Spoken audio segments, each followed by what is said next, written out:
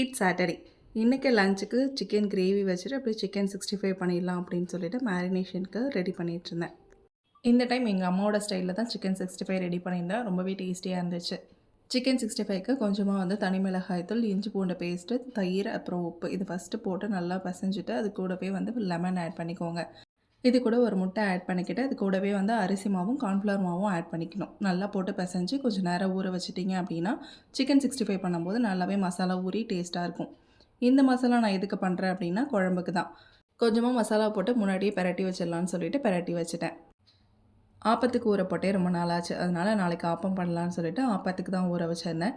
நான் அரைக்கும் போது மட்டும் கொஞ்சமாக வந்து மதியம் வடித்த சாதத்தை போட்டு அரைச்சிட்டு அதுக்கப்புறம் வந்து இந்த அரிசி போட்டு அரைச்சிருவேன். ஆப்பம் ரொம்பவே சூப்பராக இருக்கும். நாளைக்கு எப்படி இருக்குன்னு சொல்லிட்டு பார்க்கலாம். இன்றைக்கி லஞ்ச் ரொம்பவே சிம்பிளாக வந்து சிக்கன் குழம்போடையும் சிக்கன் 65ஓடையும் முடிஞ்சாச்சு. இன்றைக்கி கடாயிலே சிக்கன் குழம்பு வச்சாச்சு.